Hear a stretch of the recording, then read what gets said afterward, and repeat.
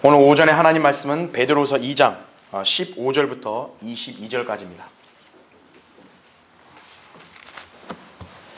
그들이 바른 길을 버리고 빗나가서 부올의 아들 발람의 길을 따르는도다. 그는 불의의 삭스를 사랑하였으나 자기의 죄악으로 인하여 책망을 받았으니 말 못하는 나귀가 사람의 음성으로 말하여 그 선지자의 미친 짓을 막았느니라 이거죠. 불의의 싹, 불의한 어떤 돈을 받고 이렇게 하나님의 일을 빙자하는 것을 미친 짓이라 그러는 거예요. 자, 이들은 물 없는 샘이요 폭풍에 밀려다니는 구름이니 이들을 위하여 흑암의 안개가 영원히 간직되어 있느니라.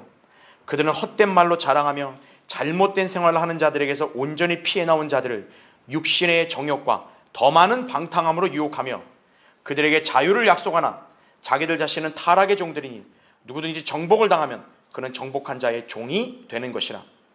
만일 그들이 주 곧 구주 예수 그리스도를 아는 지식을 통해 세상의 오염에서 피했다가 다시 거기에 말려들고 패배하면 그들의 나중 결과가 처음보다 더 악화되나니 의의 길을 알고 난 뒤에 그들에게 전수된 거룩한 계명을 저버리는 것보다는 알지 못했던 편이 더 나았으리라.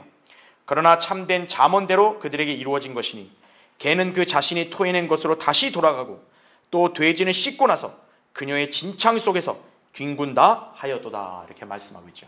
그렇죠? 거짓 사역자들의 속지 말라, 이 제목으로 말씀을 전하겠습니다. 여기에 좀 더 부제를 달면 거짓에 속아 넘어가면 비참하게 된다 이거예요. 여러분이 진리를 알았다면요, 그 진리를 굳게 붙들고 살아야죠. 그 진리의 가치를 모르고 또 거짓된 것에 여러분의 생각과 마음을 뺏기고 넘어가면 더 비참해지는 거예요. 그렇게 여러분을 거짓으로 이끌려고 하는 그런 거짓 사역자들이 지금 도처에 깔려있기 때문에 여러분이 거기에 속으면 안 된다 이거죠. 제가 오늘 그런 취지로 여러분에게 말씀을 전하겠습니다. 이 세상에는 선과 악, 진리와 거짓말 등이 공존을 하고 있습니다. 자, 세상에 온통 진실만 있다면 얼마나 좋겠습니까? 아무 걱정이 없을 텐데, 그렇죠? 그러나 우리 인생은 늘 이런 대립적인 속성들을 사이에 두고 판단과 또 선택을 해야 되는 그런 기로에 서기 마련이다 이거죠. 자, 왜 이런 일이 있느냐? 여러분 상식적으로 생각해 보세요. 하나님만 계신다면 문제가 없어요. 근데 하나님만이 있는 게 아니라 마귀도 있다는 거예요. 그렇죠? 이 악한 마귀와 그의 세력들이 하나님을 대적하고 그분의 일을 방해한다 이거죠. 하나님은 참되시죠? 마귀는 거짓말의 압이라고. 그래서 작금의 세상은 진리와 거짓이 동시에 판을 치고 있는 것이다 이거죠. 자, 인간이 제일 싫어하고 견딜 수 없는 것은 여러분 무엇이라 생각합니까? 속임을 당하는 거예요. 내가 남한테 속임 당하는 거, 이거 굉장히 화가 날 일이죠. 그렇죠? 보이스피싱이나 사기가 지금 난무하고 있죠. 여기에 속는 사람들은 엄청난 피해를 입게 됩니다. 물론 이 피해람은 물질적인 측면만은 아니라 정신적인 측면이 더 강할 거예요. 그러게 인간들은 속지 않기 위해서 굉장히 신중할 수밖에 없는 거죠. 모든 현안을 그대로 받아들이는 게 아니라 판단을 해보고 생각하는 일을 반복을 하는 거란 얘기죠. 그게 어찌 보면 이 땅에서 그나마 현명하게 살 수 있는 그런 방안이에요. 자, 그런데 인간들이 아무리 노력을 해도 제일 속기 쉬운 분야가 있습니다. 그게 뭘까요? 영적인 분야예요. 왜냐하면 마귀가 유독 속일 수 없는 그런 존재들은 거듭난 영적인 그리스도인들이기 때문에 마귀는 어떻게든 사람들이 구원받은 그리스도인이 되지 못하도록 방해하는 거예요. 마귀의 관심사는 누가 술 마시고 무슨 깽판을 치고 폭력을 행사했고 범죄를 저질렀다, 그게 주 관심사가 아니에요. 마귀가 가장 민감하게 받아들이는 건 뭐냐? 누가 파산했다, 누가 가정이 깨졌다, 이게 아니라 어떤 인간이 회개하고 예수 그리스도의 복음을 믿고 구원받는 것, 그걸 가장 민감하게 마귀는 바라보고 경계하는 거예요.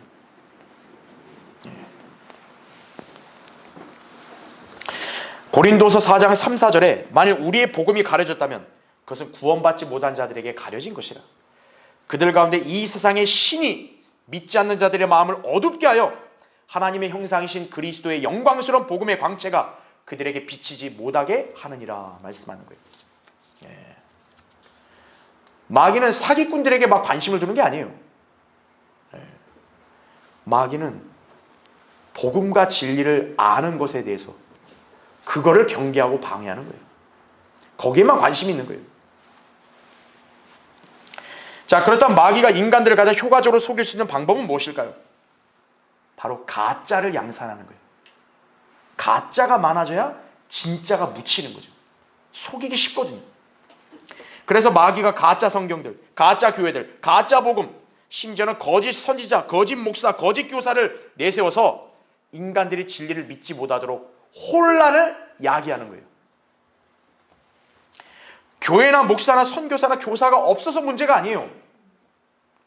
너무 많아요. 누가 참된지를 분간을 못하겠다 이거죠.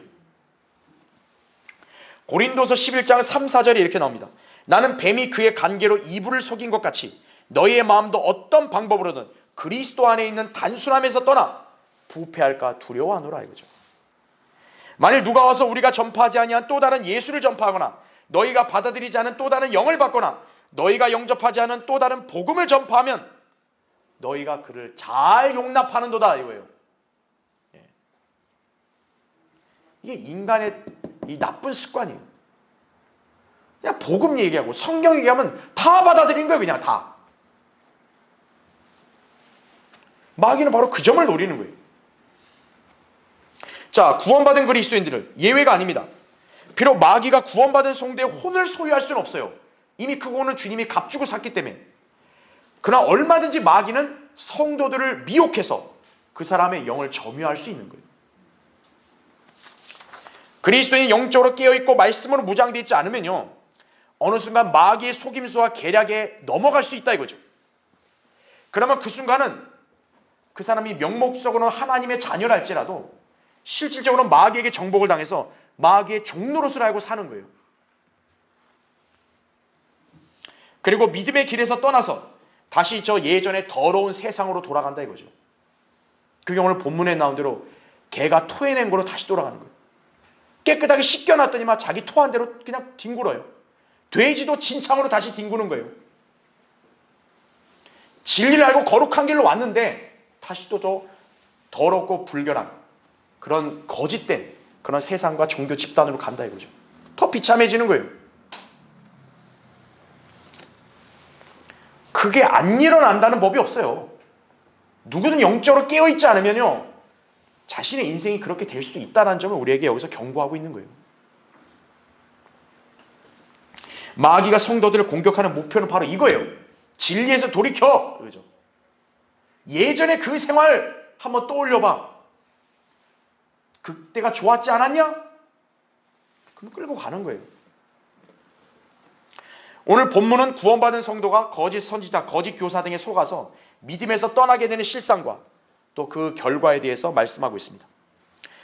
마귀는 구원받은 우리를 쉽게 넘어뜨리지 못한다는 것을 잘 알고 있습니다. 그렇죠? 그래서 그는 더 교묘한 술책으로 우리를 속여서 넘어뜨린다는 점을 알아야 되는 것이, 그 중에 하나가 바로 거짓 사역자들의 유혹과 농간이에요. 그래서 성경은 늘 우리에게 정신을 차리고 깨어있으라고 권면을 하는 것입니다. 왜 하나님 말씀을 많이 읽어야 되고 많이 공부를 해서 깨달아야 되냐?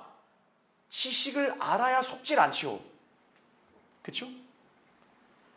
대다수 속임당하는 게 뭐냐? 모르니까 속임당하는 거예요. 여러분이 자칫 방심하면 마귀가 던져주는 미끼를 물고 속임을 당해서 이 진리를 믿고 실행하는 삶에서 벗어날 수도 있음을 우리 늘 항상 주의해야 된다 이거죠. 자, 예수님께서는 거짓 사역자들의 특성을 이렇게 말씀하셨습니다. 거짓 선지자들을 조심하라. 그들은 양의 옷을 입고 너에게 나오나 속은 약탈하는 이리들이라 이거죠. 아, 겉모습은 우리랑 똑같은 모습이네. 아, 양의 옷이네. 근데 가만 보니까 자꾸 침을 흘리고 있네. 주의해야 된다 이거죠. 네. 양이 아니에요. 마귀는 이런 자들을 지역교회 안에 얼마든지 침투를 시켜서 바로 우리의 경계심을 풀려고 할 때도 있다는 점 아셔야 돼요. 이들의 실체는 뭐냐? 일이에요. 저기 저 유명한 목사님, 저 인격이 훌륭한 목사님, 하나님의 자녀고 양이지 않습니까? 양의 탈을 쓴 일이란 점 아셔야 돼요. 우리 늘 이런 자들을 주의하고 그들의 특성을 잘 간파해서 올바르게 분별할 수 있어야 돼요. 이것이 바로 그리스도인이 믿음을 지키는 비결입니다. 왜 여러분에게 믿음을 지키는 걸 강조한 줄 아십니까? 지금 마지막 때는 속고 속이는 일들이 비일비재하기 때문에 그런 거예요. 영적인 세계는요, 하나님의 진영인 사람들을 어떻게 넘어뜨리려고 미혹하는 일을 계속 자행하고 있다 이거죠. 여기에 휩쓸리지 않으려면, 여기에 내가 동요되지 않으려면 내가 진리의 말씀으로 잘 무장되고 분별력을 가지고 그것을 잘 깨닫고 그것을 확실하게 내가 선을 그을 수 있어야 한다는 얘기죠. 그래서 오늘 설교의 주제는 속지 않으려면 분별력을 갖추라 이거예요. 오늘 설교의 주제입니다. 자, 첫 번째요. 거짓 사역자들은 발람의 길을 따릅니다. 그러니까 여러분이 이 사람이 진짜 사역자인지 거짓 사역자인지를 구분하려면 발람의 길을 따르는가 안 따르는가를 보면 되는 거예요. 자, 15절 보세요. 그들은 바른 길을 버리고 빗나가서 부올의 아들 발람의 길을 따르는도다. 그는 불의의 싹스를 사랑하였으나 자기의 죄악으로 인하여 책망을 받았으니 말 못하는 나귀가 사람의 음성으로 말하여 그 선지자의 미친 짓을 막았느니라. 이들은 물없는 샘이요 폭풍에 밀려다니는 구름이니 이들을 위하여 흑암의 안개가 영원히 간직되어 있느니라 이거죠. 발람은 성경에서 전형적인 거짓 선지자 또는 거짓 교사의 대표적인 인물입니다. 발람의 길이란 하나님께서 바라시는 이 바른 길을 버리고 자신의 뜻대로 격길로 빗나가서 불의의 싹스를 사랑하는 이 악한 길을 일컫는다 이거죠. 싹시 뭐예요? 돈입니다. 발람은 하나님의 진리를 무시하고 자기 유익을 위해서 이스라엘을 대적하는 모압왕 발락에게 기꺼이 고용이 돼서 그를 따랐다 이거죠.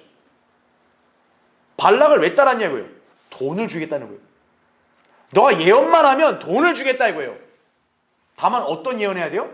하나님 말씀 그대로 예언하면 안 되고 자기들에게 유리한 쪽으로 예언을 하라 이거예요. 그러면 너의 생활을 풍족하게 해주겠다. 발람 어떤 거예요? 너무너무 가고 싶죠? 근데 하나님은 미리 경고했거든요. 너 따라가면 너 죽는다. 그러니까 이거 갈 수도 없고 가고는 싶은데 그게 발람이었다 이거죠. 민수기 12장 23장에서 여러분 자세히 볼 수 있다 이거죠. 자, 문제가 무엇일까요? 그가 선지자라는 게 문제예요. 선지자니까 그가 하는 말은 단순한 말이 될 수가 없는 거예요. 일반 사람들은 그가 하는 말을 다 뭐로 받아들일 수밖에 없어요? 하나님의 말씀으로 받아들일 수밖에 없는 거예요. 그 입에서 자기가 하나님 말씀을 발설했다고 하면 또 어떡할 거냐 이거예요. 거짓 선지자들의 전형적인 특징이 바로 이거죠. 그러니까 어때요? 자기가 가짜라는 것이 쉬이 드러나지 않는 거예요. 그들은 하나님을 믿는다고 해요. 사랑한다고도 해요. 열심히 섬긴다고도 해요. 심지어 하나님 말씀을 옳게 얘기하는 경우도 종종 있습니다. 저는 이렇게 일반 교회의 그런 가짜 목사들에 대해서 하나부터 열 끝까지 그냥 말하는 거 다 틀렸다 이렇게 얘기 안 해요. 진리를 얘기하는 것도 있습니다. 근데 문제가 뭐예요? 그 가운데 오류가 섞여 있다는 게 문제죠.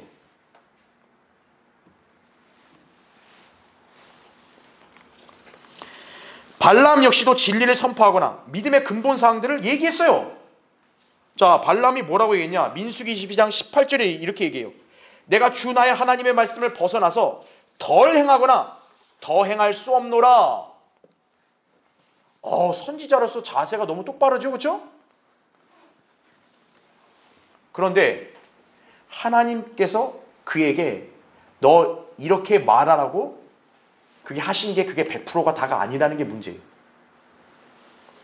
지금 발람은 자기 입에서 하나님 말씀을 전했는데 정작 자기는 하나님이 그에게 하라고 하신 말씀의 100%를 다 전하지 않고 일부만 전한 거예요. 왜냐? 그는 진리를 전하려는 목적이 아니라 자기 마음의 중심에는 발락의 비위를 맞춰서 돈을 챙기고 싶은 탐욕이 있었기 때문에 그런 거예요. 근데 하나님이 전하라고 한 말 100% 다 전하면 발락의 기분이 상하거든요. 발락이 돈 주겠어요? 안 주죠. 그게 너무 아까운 거예요. 그러니까 어떤 거예요? 저 사람의 기분 나쁜 건 싹 빼고 요것만 탁. 그가 말씀을 전파하는 목적이 바로 그거였다 이거죠.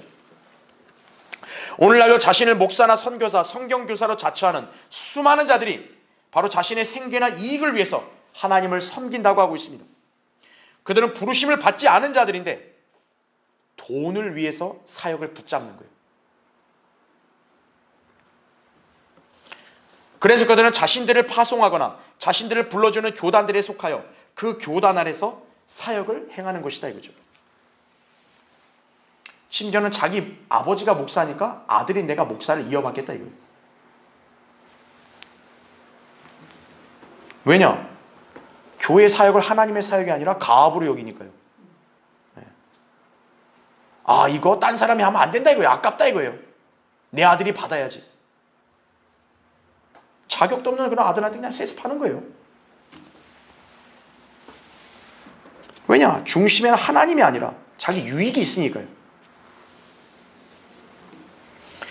그들은 모두 교단의 종들, 사람의 종들이죠. 예수 그리스도의 종들이 아닙니다. 이들은 예수님께서 말씀하신 싹꾼들이에요. 요한복음 10장 13절에. 그들에게는 회중 각인의 영적인 상태에 관심 없습니다. 성경을 많이 알고 적게 알고 중요하지 않다 이거예요. 구령을 했습니다. 그것도 중요하지 않아요. 뭐가 제일 중요하냐? 사람을 교회로 얼마나 잘 데려왔냐. 교회에다 얼마나 헌금을 잘했냐. 그게 중요한 거예요.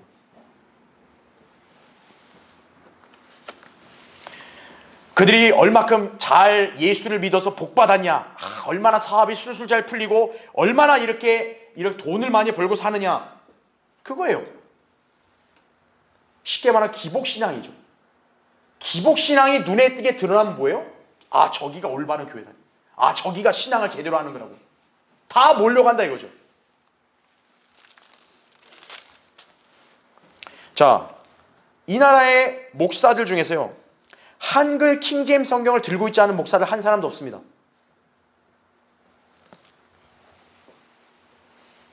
저도 어떤 사람한테 정확하게 들었다고요. 이 강릉에도 저기 순복음교회 목사 책상 서랍에는 한글 킹제임스 성경의 버젓이 있는 거예요. 책상 위로는 못 올라와요. 항상 책상 서랍에만 있어야 돼요. 자, 이 나라 목사들 중에 상당수는 우리의 믿음의 실행과 사역에 대해서 옳다고 여기고 또 칭찬하기도 하고 때로는 격려하는 사람도 있어요. 아, 그건 좋죠. 자, 만약 그렇다면 그들의 현재의 자리가 옳지 않다는 것을 자인하는 거잖아요. 그렇다면 마땅히 거기서 돌이켜서 우리처럼 진리의 길을 따라야 마땅한 거 아니겠습니까? 우리는 사람을 가리지 않잖아요. 누구든 하나님 말씀을 받아들이고 진리를 따른다고 하면 우리는 웰컴이라고요. 누구도 안 하잖아요. 우리를 부러워하는 교회와 목사들도 있다고요. 근데 안 하잖아요. 부러우면 하면 되는 거예요. 거리 설교하는 우리의 모습이 부럽다 하면 돼요. 제발 부탁인데 하라 이거예요. 안 하잖아요. 자, 왜 그들은 우리처럼 진리의 대열에 참여할 수 없는가? 그들이 현재의 자리를 떠나면 당장 먹고 살 문제가 발목을 잡기 때문에 그게 두려운 거예요.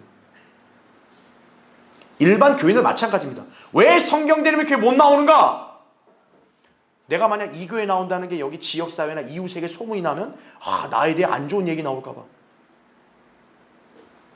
그게 바로 마귀가 이용하는 거예요. 자, 이런 사람들은 진리를 따르지 못한다 이거죠. 생계형 목사들과 생계형 교인들이요. 그들이 바로 발람의 길을 따르고 있는 거예요. 주님께서는 발람의 길에 대해서 미친 짓이라고 규정하고 있습니다. 하나님께서는 발람이 기었고 물질 때문에 이스라엘 대적하는 이방 왕에게로 향하자 그가 타는 나귀가 말을 하게 만드시는 거예요. 그렇죠? 말 못하는 나귀가 그를 못 가도록 막는 거예요. 발람이 환장하니까 막 나귀를 후려치니까 나귀가 왜 때려? 이거죠. 하나님께서 왜 그렇게까지 했을까요? 발람이 미쳤으니까요. 진리를 따르지 않고 자기 유익과 자기 배를 따라간 사람은 하나님 보실 때 미친 사람이에요. 가짜교회 기웃거리는 사람들, 정신나간 사람들이에요. 하나님 말씀을 불의한 동기로 전파하고 자기 이익 때문에 사역을 한다고 행사하는 사람들이 바로 여기에 해당되는 거예요. 발람의 길을 따르는 자들이 이 나라 기독교계만 있는 게 아닙니다. 과거에 성경대를 믿는 교회들에서도 있었어요. 성경대를 믿는 교회 목사라고 하면서도 사역으로 먹고 살 수 있다고 여겨서 진리의 길을 버리고 배교해버린 것이에요. 여러분은 성경 침례교회가 그냥 무턱대고 그냥 뭐 차단하고 분리하고 그런 줄 아십니까? 아니에요. 여러분은 내막을 모르니까 그러는데 그 내막을 굳이 우리가 여러분한테 시시콜콜 얘기를 안 하는 것뿐이에요.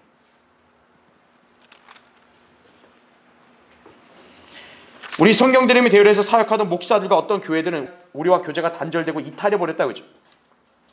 그들 중에 상당수는 자신들이 먹고 살며 교회가 운영되는데 문제가 없다고 생각되었을 때 순간 자고함으로써 변질되어 버린 것이.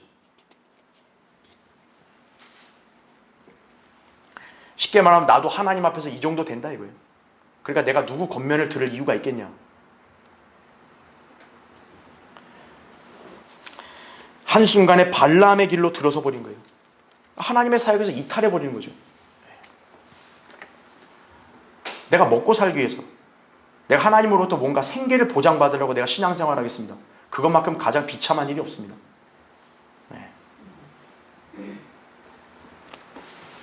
왜 우리가 주님을 섬깁니까? 주님이 나를 사랑하셔서 나를 구원해 주셨다는 은혜를 아니까 내가 자원에 섬기는 거지. 그렇죠?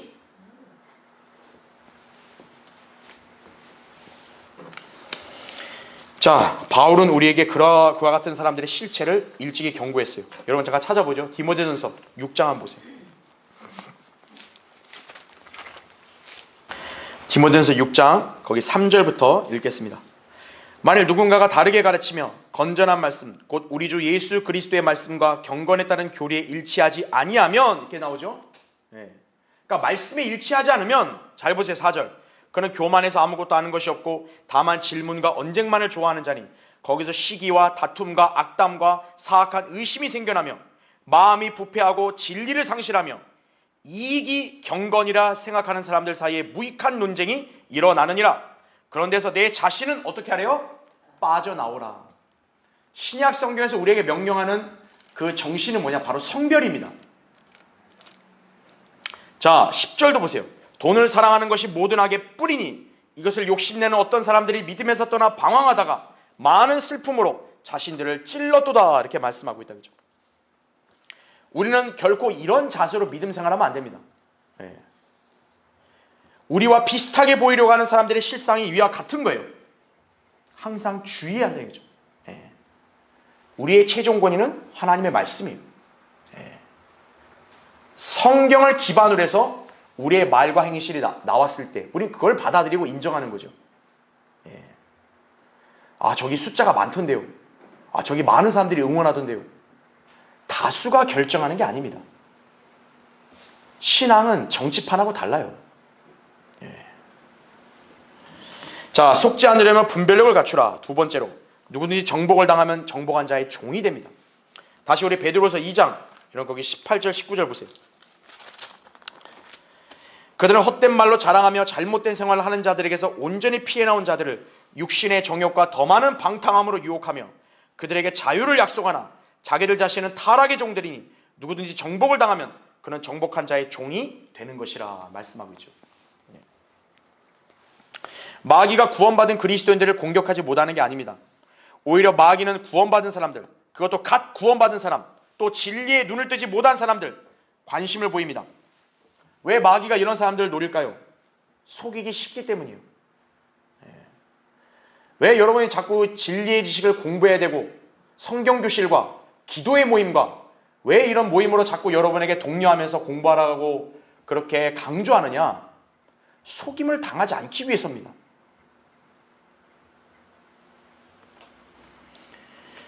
하나님께서는 우리 그리스도인들을 세상으로부터 구원하셨습니다.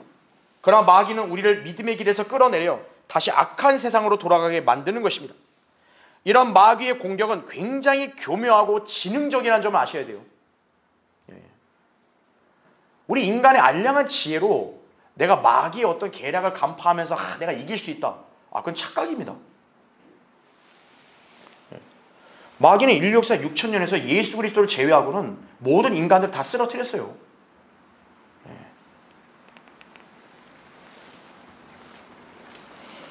우리는 항상 누군가를 구령을 하죠.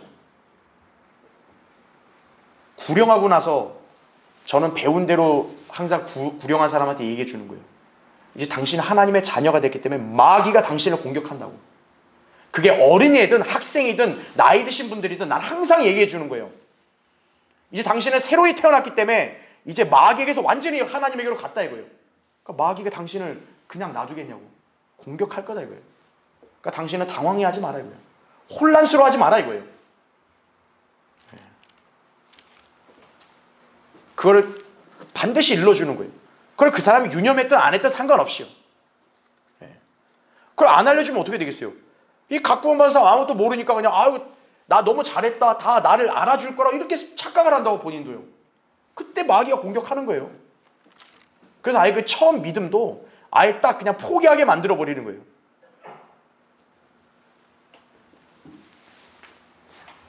그래서 성경을 공부해야 됩니다. 우리 전도지도 항상 맨 뒤에 나오잖아요. 영접기도 끝나면 당신 구원받았으니까 다음을 하십시오. 첫째, 바른 성경을 찾아 읽으십시오. 기도하십시오. 이거를 왜 거기다가 이렇게 적시해 놨겠습니까?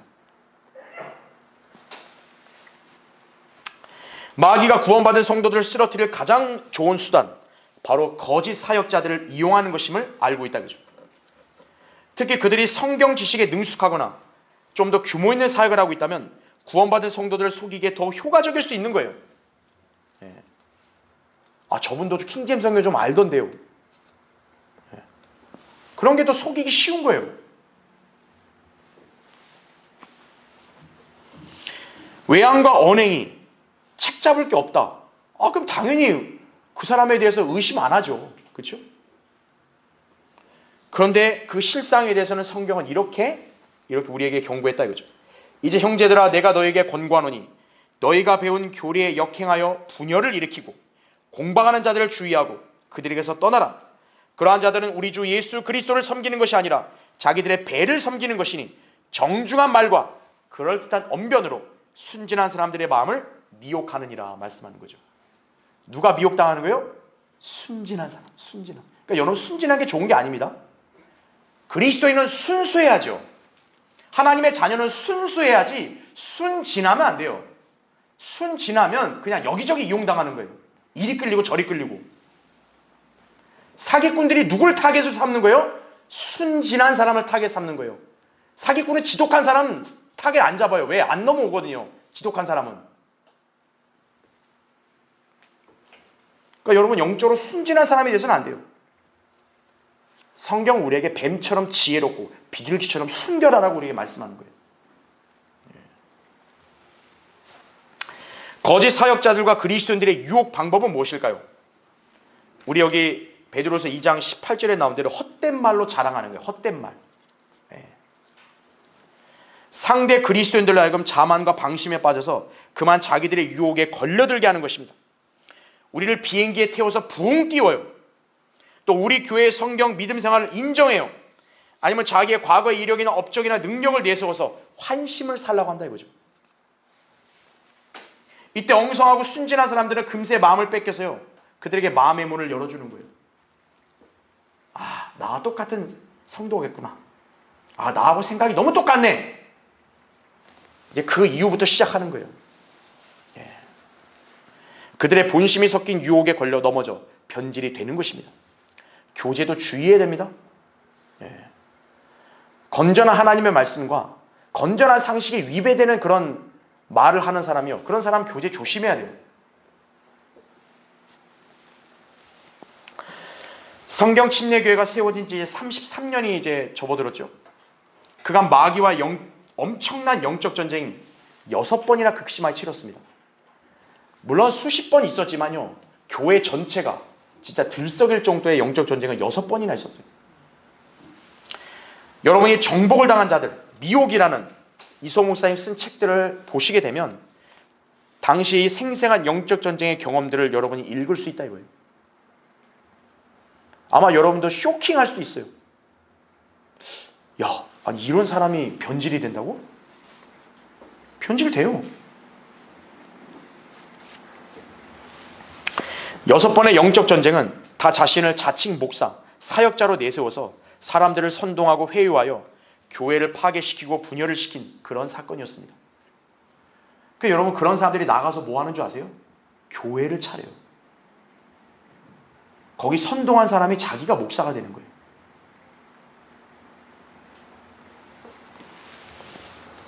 자, 누가 여기에 당한 것인가요? 영적으로 느슨하고 마귀가 준 쓴뿌리와 독소를 받아들인 사람들, 한결같이 미혹당해서 하나님의 권위를 대적을 했던 것이에요. 성경 침략기가 너무 좋습니다. 하나님 쓰신 종 저는 절대적으로 믿습니다. 그랬던 사람들이 한순간에 돌변해버리는 거예요.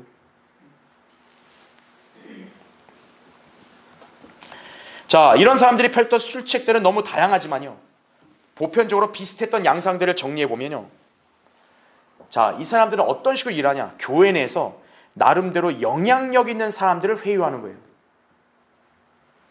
그 영향력이라면 교회 재정에 많이 기여하는 사람들, 그러니까 부유하거나 여유가 있어 헌금을 많이 낸다든지요, 전문 직종에 종사한다든지요, 아니면 교회 내에서 사역에 많이 기여한 어떤 뭐 설교자나 교사들, 집사들을 자기 편으로 끌어들이는 거예요. 그러니까 얼마나 유치합니까 이게, 그렇죠? 거룩한 하나님의 교회에서요 그렇게 패싸움이 일어나야 되겠습니까? 그러니까 하나님이 주신 영적 권위를 대적하는 거죠. 성경의 권위와 목자의 권위를 대적하는 거죠. 그럼 이 사람들은 왜 이런 식으로 일하냐? 그래야 나중에 이 사람들을 데리고 가야 자기가 뭔가 사역을 할 때 운영이 된다, 이렇게 머리 굴리는 거죠. 또 한편은 뭡니까? 이런 사람들이 빠져나가면 이 교회가 힘들겠지, 그렇게 딱 머리를 굴리는 거예요. 그러니까 마귀는 그렇게 교활하게 일한다는 점 아셔야 됩니다. 또한 그들은 사람들을 회유할 때요, 성경대로 믿는 교회들에 대한 불신과 폄훼를 은근히 내세우는 거예요. 처음부터 내세우지 않아요. 은근히 내세워요. 아, 근데 목사님 저렇게 하는 거 잘못된 거 아니야? 아, 우리 목사님 좀 이상한 거 아니야? 거기서부터 시작되는 거예요. 아, 교회가 이렇게 하는 거 이거 아니지 않아? 그렇게 시작하는 거예요. 그들은 우리에게 성경대로 믿는 교회의 신뢰와 권위를 상실하게 하는 것이, 여러분 권위가 언제 잃어버려진 줄 아십니까? 신뢰를 잃어버릴 때 권위도 잃어버리는 거예요. 왜 하나님이 쓰신 종 우리 성경대로 믿는 교회 목사들은 항상 매사에 신중하고, 왜 우리가 하나님 말씀에 따라 조심히 행하려고 하냐면, 우리가 회중들에게 신뢰를 잃어버리잖아요. 그 회중들이 이제 그 목자가 설교하는 거 안 들어와요, 귀에. 그래서 우리도 항상 주의한다 이거죠. 하나님 말씀에 주의하고 우리가 조심한다 이거죠. 근데 목자만 그런 게 아니에요. 회중들도 마찬가지예요. 회중들도 하나님 말씀을 두려워함으로 그대로 받지 않고 여러분의 생각이나 여러분의 편견을 더 위로 앞세워버리면 어떻게 되냐? 하나님이 쓰신 종의 권위를 인정 안 하게 되는 거예요. 어느 순간부터. 에이, 저게 뭘 맞아? 저거 아니야. 자기가 판단하는 거예요.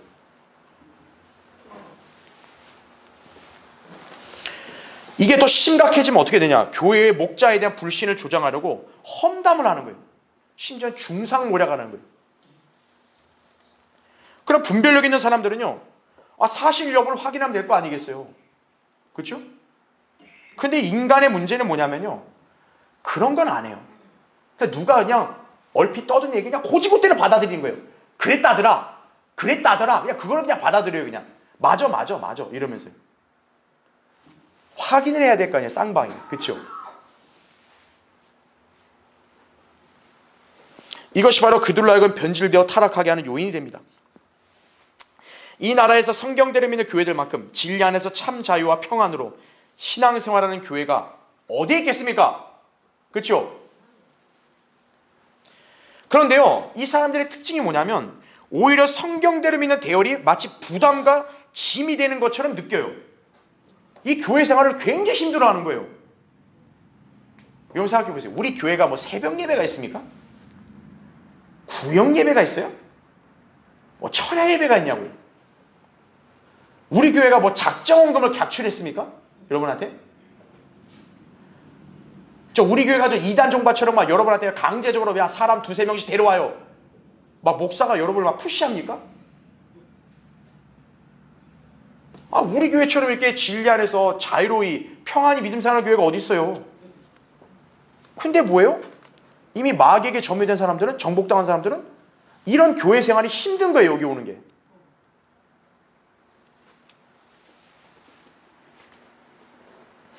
그러면서 뭡니까? 야, 우리 말 들어. 우리랑 같이 저기 나가면 건 평안하고 좋아. 이렇게 꼬드기는 거예요. 여기 교회 말고 우리 여기 이 교회에 다시 와. 여기 교회 오면 좋잖아. 그렇게 꼬드기는 거예요.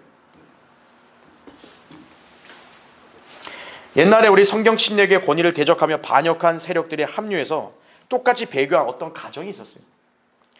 그 가정의 여인이요, 교회를 떠난 그날에요, 저녁에 자기 집에서 이렇게 얘기했대요. 와, 너무 편하다. 네. 편할 거예요. 얼마나 위선적으로 그동안 거기 있었으면 얼마나 힘들었겠어요.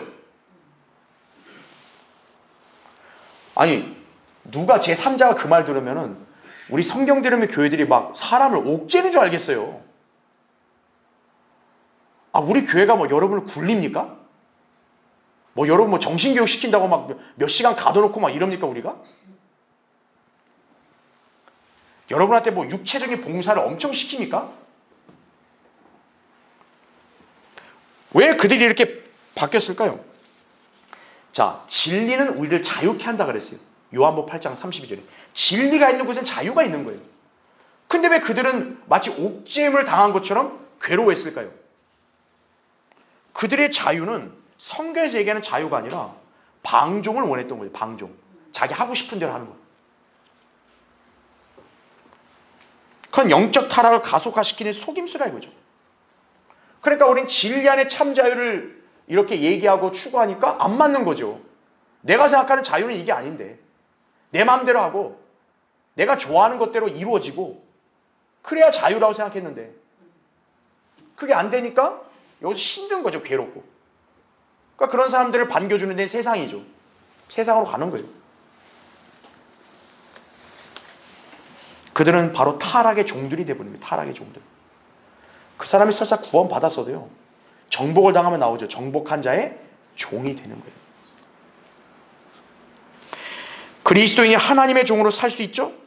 그와 마찬가지로 얼마든지 마귀의 종으로도 변질될 수 있어요. 따라서 바울은 우리 자신을 어디에 드릴 것인지에 대해서 분명하게 말하고 있다 그랬죠. 자, 로마서 6장 찾아보세요.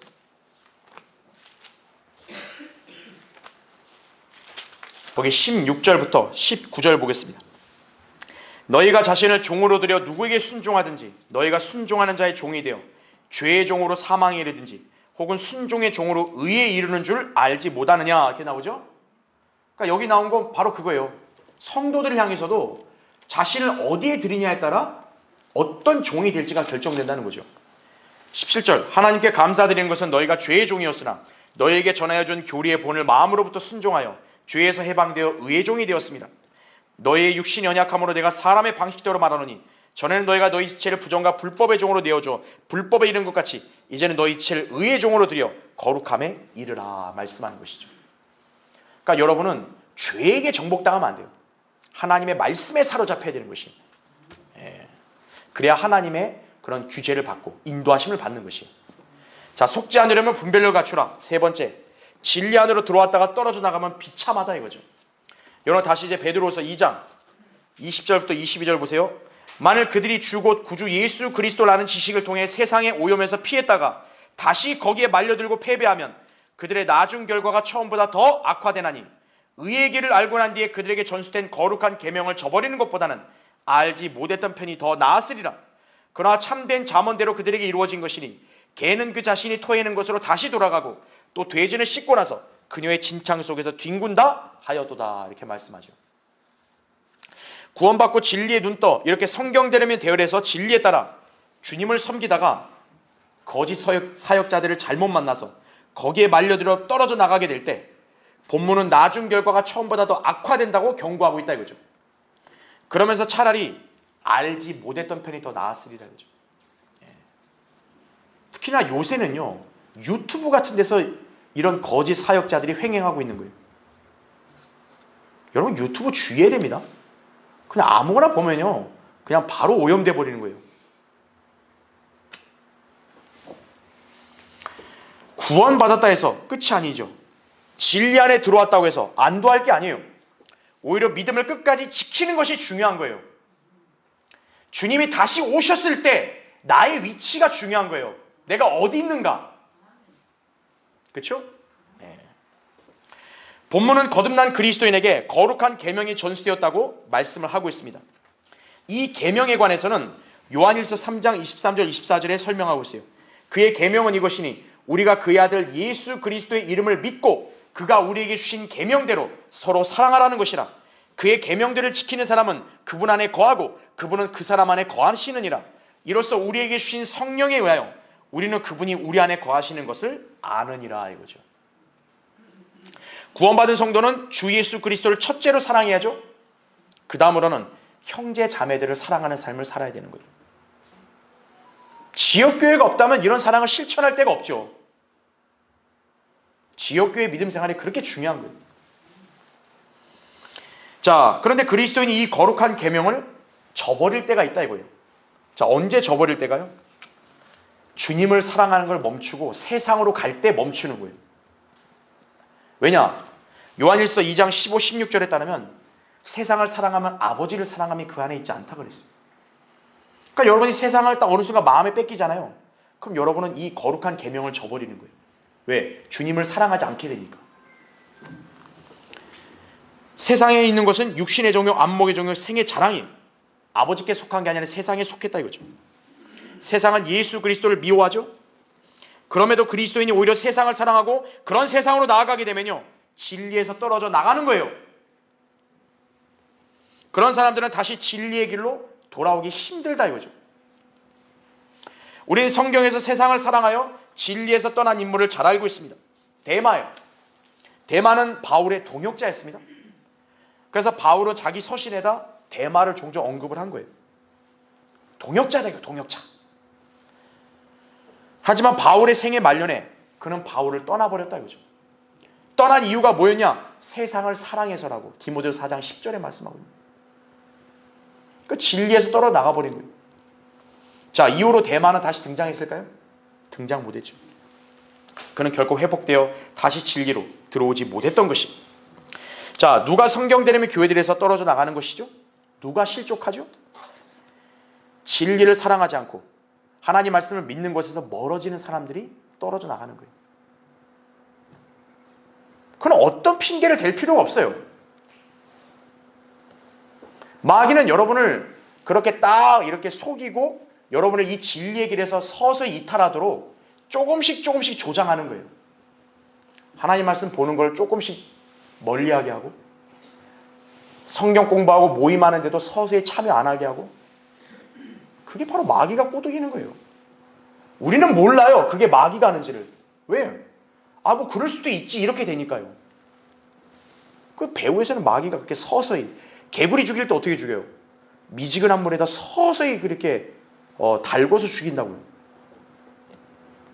여러분이 하나님의 이름으로 모이는 모임에 소홀히 하고 하나님 말씀 듣는데 소홀히 한다, 그럼 진짜 그거는 위험 신호예요.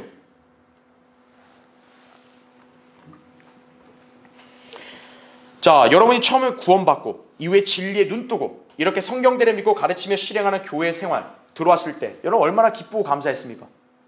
아마 여러분은 쾌재를 불렀을 거예요. 주님 너무 감사합니다. 이제야 바른 교회를 만났습니다. 이제 바른 목자를 만났고 바른 성경 만났습니다. 얼마나 기뻐했어요. 우리 교회와 진리의 말씀과 우리 지체들을 얼마나 소중히 여겼어요. 그런데 어느 순간 지역교회 안에 거짓 일꾼들 또 그리스도인들이 스며들어와서 그런 우리의 마음을 흔들고 변질시키는 거예요. 지역교회 아니라도 여러분 주변에 어떤 사람들이 그렇게 접근하는 거예요. 야, 뭐 이 교회가 뭘 좋아. 여기 이거 다 이단이야. 그런 식으로 싹 꼬드긴다 이거죠.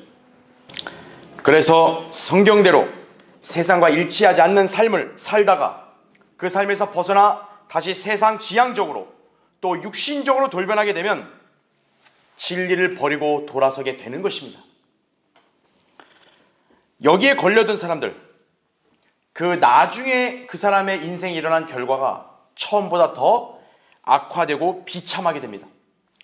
왜 그러냐? 몰랐다면 기회가 있을 테지만요, 알았음에도 변질됐다면 다시 회복되기는 사실상 거의 불가능하기 때문입니다. 지금 우리 성경 침례교회가 이전에는 그 방화동 금강프라자 건물에 거기서 이제 사역을 하고 있었죠. 그때 처음 이사 왔을 때가 1997년이었습니다.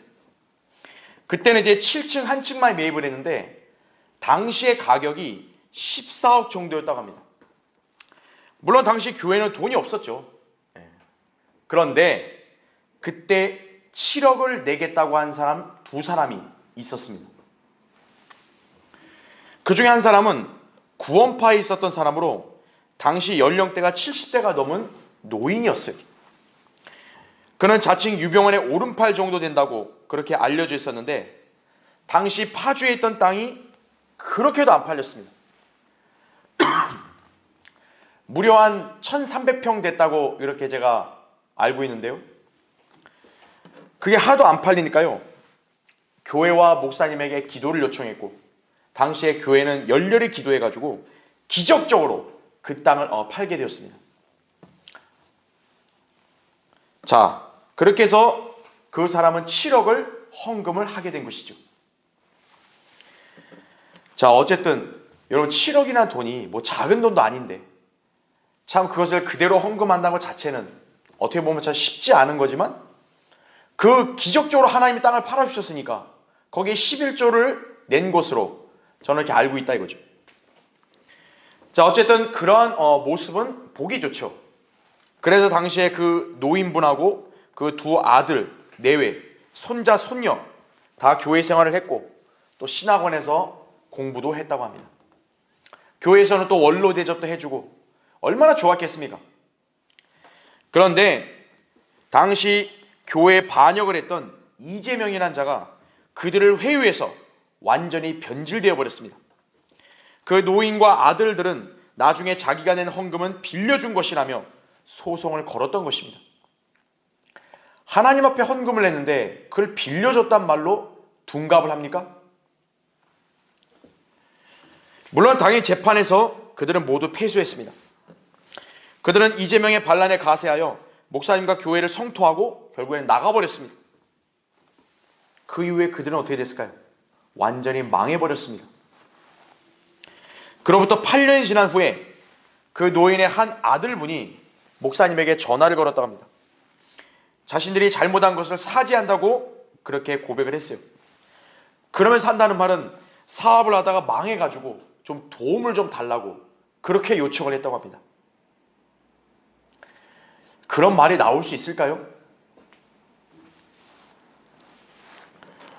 자, 왜 이렇게까지 되었을까요?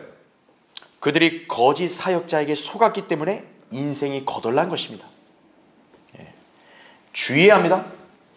사역자라 해서 모든 그런 사역자라고 그 말을 다 고지고대로 믿으면 안 돼요. 하나님이 쓰신 참된 신실한 종을 신뢰해야죠. 자, 성경에서 개와 돼지, 거짓 선지자와 거짓 교사를, 또한 구원받지 않은 남자와 여자를 상징합니다. 주님은 그들이 바로 더러운 곳으로 다시 들어가 뒹굴듯이 불결한 자들임을 천명하신 것입니다. 그런 면에서 진리를 대적하고 교회를 분열시킨 사람들, 사실상 구원받지 않은 자들로 우리는 볼 수 있다 이거죠. 그리스도인들은 이런 자들에게 휩쓸려서는 안 된다 이거죠. 다른 그 무엇은 부족하고 연약하다 할지라도요, 하나님의 권위에 대적하는 것은 반역입니다. 하나님이 세우신 교회 사역을 약화시키고 심지어는 그 교회 사역에 불평하면서 대적을 한다 이거예요. 그건 하나님께서 진노하실 일입니다. 여러분이 진리에 대해서 믿음 생활하는 것, 이것이 소중하다는 거 아십니까? 그러면 굳게 붙들어야 돼요. 여러분 자신의 믿음을 지켜야 한다 이거죠. 이것이 바로 거짓 일꾼들에게 속지 않고 분별력 있게 처신하는 방법이다 이거죠. 여러분이 처음에 알았던 그 진리의 지식과 또 그것을 통해 맛본 기쁨과 또 여러분이 확실하게 받아들였던 그 믿음, 그것을 끝까지 고수해야 된다 이거죠. 그것만이 속임을 당하지 않고 미혹당하지 않는 비결이. 자, 결론을 맺겠습니다.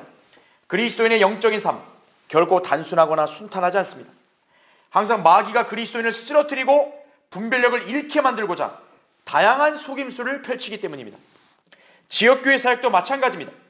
마귀는 지역교회에서 펼치는 사역으로 인한 하나님의 능력의 가공함을 알기 때문에 어떻게 해서든지 교회를 무너뜨리려 하는 거예요.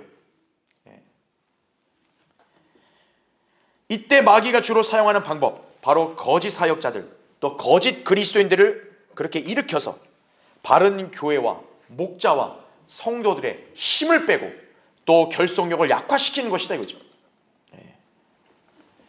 사도 바울이 밀레토에서 에베소 장로들을 모아 고별 설교를 했습니다. 바울은 정말 인내와 눈물로서 그들을 세웠습니다. 자, 그런 그가 염려했던 것은 무엇이었을까요? 다름 아닌 자신이 그렇게 가르치고 양육하고 세웠던 그 사역의 결실이 헛수고가 되는 것, 이거를 염려했다 이거죠. 자, 마지막으로 찾아볼까요? 사도행전 20장 한번 보십시오. 자, 28절부터 32절 보겠습니다. 그러므로 너희 자신을 조심하고 모든 양떼에게도 그리하라. 이들을 위하여 성령께서는 너희를 감독자들로 세우셨으며 하나님께서 자신의 피로 사신 하나님의 교회를 돌보게 하셨느니라. 또 내가 이것을 아노니 내가 떠난 후에 흉악한 이리들이 너희 가운데로 들어와서 양떼를 아끼지 아니할 것이며 또한 너희 가운데서도 사람들이 일어나서 왜곡된 것을 말하여 제자들을 끌어내어 자기들을 쫓게 할 것이라 이거죠. 사람들을 막 끌고 가는 것이 왜곡된 걸 말한다 이거죠. 그렇게 해서 꼬드기는 거죠. 그러므로 깨어있어 내가 3년 동안 밤낮으로 각 사람에게 쉬지 않고 눈물로 훈계하던 일을 기억하라. 이제 형제들아, 내가 너희를 하나님과 다 뭡니까? 그분의 은혜의 말씀에 의탁하노니 그 말씀이 능히 너희를 굳게 세워줄 것이며 또 거룩하게 된 모든 사람 가운데서 너희에게 유업을 줄 것이라. 이렇게 말씀하고 있습니다. 자, 이것이 바로 하나님의 종인 목자가 늘 유념하고 있는 사항입니다. 비단 목자만이 아니라 지역교회 성도들이 모두 기억해야 합니다. 하나님의 말씀을 신뢰하고 기도하며 지역교회를 잘 세울 수 있도록 모두 협력하고 기도해야 합니다. 항상 깨어있고 말씀의 지식을 잘 알아서 분별력을 키우고 교회의 단결과 권위를 실추시키려는 그 어떤 요소도 결코 용납해서는 안 됩니다. 물론 우리는 성향이 연약하거나 영적으로 미숙한 것에 대해 기다려줄 수 있어요. 또 어떻게든 이끌어주려고 우리 다 노력합니다. 그러나 어디까지나 선이라는 게 있는 것이에요.